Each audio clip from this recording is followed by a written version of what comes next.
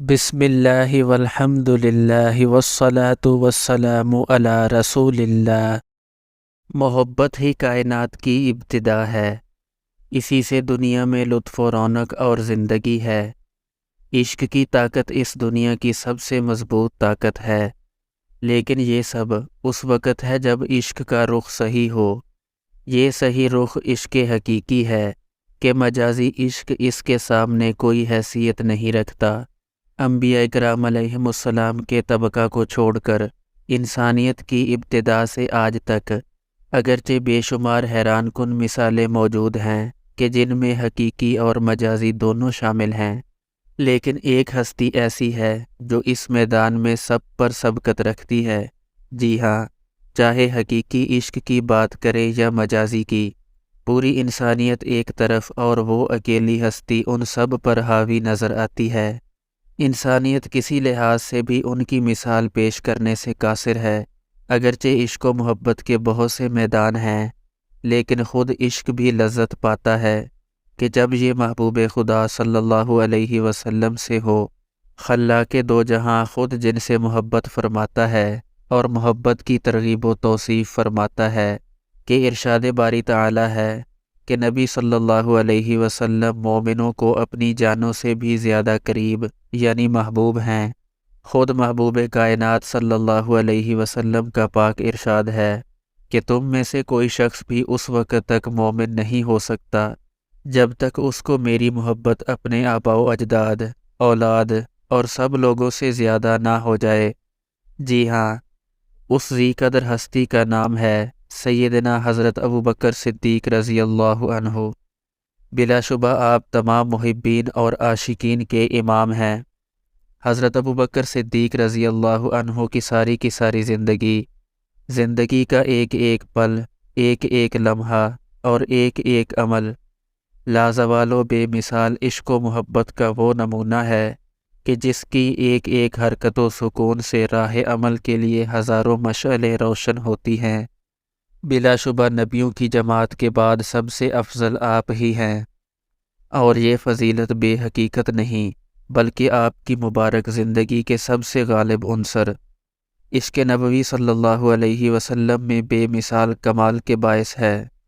قیامت تک آنے والے انسانوں کے لیے رہنمائی ہے کہ سب سے افضل اگر ہونا چاہتے ہو تو عشق نبی صلی اللہ علیہ وسلم میں جس قدر کمال پیدا کر لو گے اتنا ہی بلند مرتبہ پا جاؤ گے۔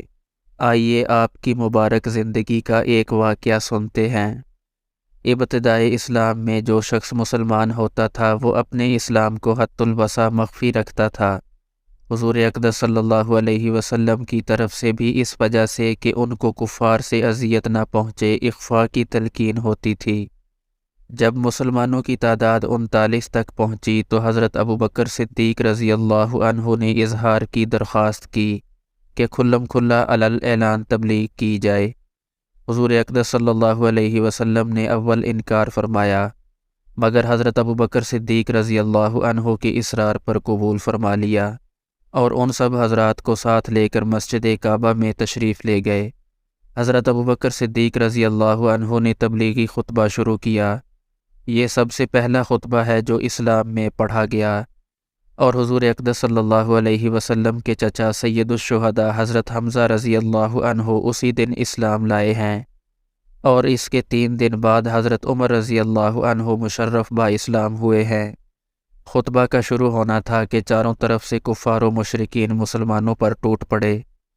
حضرت ابوبکر صدیق رضی اللہ عنہ کو بھی باوجود یہ کہ مکہ مکرمہ میں ان کی عام طور سے عظمت و شرافت مسلم تھی، اس قدر مارا کہ تمام چہرہ مبارک خون میں بھر گیا، ناک کان سب لہو لہان ہو گئے تھے، پہچانے نہ جاتے تھے، جوتوں سے لاتوں سے مارا، پاؤں میں روندا اور جو نہ کرنا تھا سب ہی کچھ کیا۔ حضرت ابوبکر صدیق رضی اللہ عنہ بے ہوش ہو گئے۔ بنو تیم یعنی حضرت ابوبکر صدیق رضی اللہ عنہ کے قبیلے کے لوگوں کو خبر ہوئی، وہ وہاں سے اٹھا کر لائے۔ کسی کو بھی اس میں تردد نہ تھا کہ حضرت ابوبکر صدیق رضی اللہ عنہ اس وحشیانہ حملے سے زندہ نہ بچ سکیں گے۔ بنو تیم مسجد میں آئے اور اعلان کیا کہ حضرت ابوبکر رضی اللہ عنہ کی اگر اس حادثہ میں وفات ہو گئی تو ہم لوگ ان کے بدلہ میں عتبہ بن ربیعہ کو قتل کریں گے۔ عتبہ نے حضرت صدیق اکبر رضی اللہ عنہ کے مارنے میں بہت زیادہ بدبختی کا اظہار کیا تھا۔ شام تک حضرت ابوبکر رضی اللہ عنہ کو بے ہوشی رہی، باوجود آوازیں دینے کے بولنے یا بات کرنے کی نوبت نہ آتی تھی۔ شام کو آوازیں دینے پر وہ بولے تو سب سے پہلا لفظ یہ تھا کہ حضور اقدس صلی اللہ علیہ وسلم کا کیا حال ہے۔ لوگوں نے اس پر بہت ملامت کی کہ انہی کے ساتھ کی بدولت یہ مصیبت آئی، اور دن بھر موت کے منہ میں رہنے پر بات کی تو وہ بھی حضور صلی اللہ علیہ وسلم ہی کا جذبہ اور انہی کی لے۔ لوگ پاس سے اٹھ کر چلے گئے کہ بد دلی بھی تھی اور یہ بھی کہ آخر کچھ جان باقی ہے کہ بولنے کی نوبت آئی، اور آپ کی والدہ ام خیر سے کہہ گئے کہ ان کے کھانے پینے کے لیے کسی چیز کا انتظام کر دیں۔ وہ کچھ تیار کر کے لائیں اور کھانے پر اصرار کیا، مگر حضرت ابوبکر رضی اللہ عنہ کی وہی ایک صدا تھی کہ حضور صلی اللہ علیہ وسلم کا کیا حال ہے، حضور صلی اللہ علیہ وسلم پر کیا گزری۔ ان کی والدہ نے فرمایا کہ مجھے تو خبر نہیں کہ کیا حال ہے۔ آپ نے فرمایا کہ ام جمیل رضی اللہ عنہا حضرت عمر رضی اللہ عنہ کی بہن کے پاس جا کر دریافت کر لو کہ کیا حال ہے۔ وہ بیچاری بیٹے کی اس مظلومانہ حالت کی بے تابانہ درخواست کو پورا کرنے کے واسطے ام جمیل رضی اللہ عنہا کے پاس گئیں اور محمد صلی اللہ علیہ وسلم کا حال دریافت کیا۔ وہ بھی عام دستور کے موافق اس وقت تک اپنے اسلام کو چھپائے ہوئے تھیں۔ فرمانے لگی، میں کیا جانوں کون محمد صلی اللہ علیہ وسلم اور کون ابوبکر رضی اللہ عنہ۔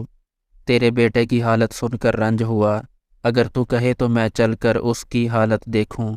ام خیر نے قبول کر لیا، ان کے ساتھ گئیں اور حضرت ابوبکر رضی اللہ عنہ کی حالت دیکھ کر تحمل نہ کر سکیں، بے تحاشا رونا شروع کر دیا کہ بد کرداروں نے کیا حال کر دیا، اللہ تعالیٰ ان کو اپنے کیے کی سزا دے۔ حضرت ابوبکر رضی اللہ عنہ نے پھر پوچھا کہ حضور صلی اللہ علیہ وسلم کا کیا حال ہے۔ ام جمیل رضی اللہ عنہا نے حضرت ابوبکر رضی اللہ عنہ کی والدہ کی طرف اشارہ کر کے فرمایا کہ وہ سن رہی ہیں۔ آپ رضی اللہ عنہ نے فرمایا کہ ان سے خوف نہ کرو، تو ام جمیل رضی اللہ عنہا نے خیریت سنائی اور عرض کیا کہ بالکل صحیح سالم ہیں۔ آپ نے پوچھا کہ اس وقت کہاں ہیں؟ انہوں نے عرض کیا کہ ارکم رضی اللہ عنہ کے گھر تشریف رکھتے ہیں۔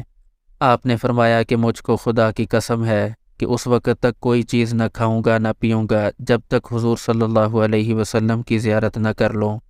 ان کی والدہ کو تو بے قراری تھی کہ وہ کچھ کھا لیں، اور انہوں نے قسم کھا لی کہ جب تک زیارت نہ کر لوں کچھ نہ کھاؤں گا۔ اس لیے والدہ نے اس کا انتظار کیا کہ لوگوں کی آمد و رفت بند ہو جائے، مبادا کوئی دیکھ لے اور کچھ اذیت پہنچائے۔ جب رات کا بہت سا حصہ گزر گیا تو حضرت ابوبکر رضی اللہ عنہ کو لے کر حضور صلی اللہ علیہ وسلم کی خدمت میں ارکم رضی اللہ عنہ کے گھر پہنچیں۔ حضرت ابوبکر رضی اللہ عنہ حضور صلی اللہ علیہ وسلم سے لپٹ گئے۔ حضور اقدس صلی اللہ علیہ وسلم بھی لپٹ کر روئے، اور مسلمان بھی سب رونے لگے کہ حضرت ابوبکر رضی اللہ عنہ کی حالت دیکھی نہ جاتی تھی۔ اس کے بعد حضرت ابوبکر صدیق رضی اللہ عنہ نے درخواست کی کہ یہ میری والدہ ہے، آپ ان کے لیے ہدایت کی دعا بھی فرما دیں اور ان کو اسلام کی تبلیغ بھی فرما دیں۔ حضور اقدس صلی اللہ علیہ وسلم نے اول دعا فرمائی، اس کے بعد ان کو اسلام کی ترغیب دی، وہ بھی اسی وقت مسلمان ہو گئیں۔ فائدہ: عیش و عشرت نشاط و فرحت کے وقت محبت کے دعوے کرنے والے سینکڑوں ہوتے ہیں۔ محبت و عشق وہی ہے جو مصیبت اور تکلیف کے وقت بھی باقی رہے۔ درود و سلام، برکتیں، رحمتیں اور اللہ کی محبتیں نازل ہوں اس کے سب سے برگزیدہ اور محبوب بندہ پر۔ ایسا درود کہ اے اللہ، جس سے تو بھی راضی ہو جائے، تیرے محبوب صلی اللہ علیہ وسلم بھی راضی ہو جائیں، اور ہمیں بھی دونوں جہانوں میں خوش فرما دے۔ ہمیں ان کی ایسی محبت عطا فرما جیسا کہ ان کا حق ہے، اور ہمیں عافیت کے ساتھ ان سے ملا دے۔ آمین۔ یہ ویڈیو کے دیے گئے یوٹیوب چینل پر ایسی مزید ویڈیوز بھی موجود ہیں۔ کسی ایک انسان تک پہنچانے سے بھی آپ کا نامہ اعمال وزنی ہو سکتا ہے، لہٰذا کوشش کریں کہ آپ سے متعلق ہر کسی تک پہنچ جائے۔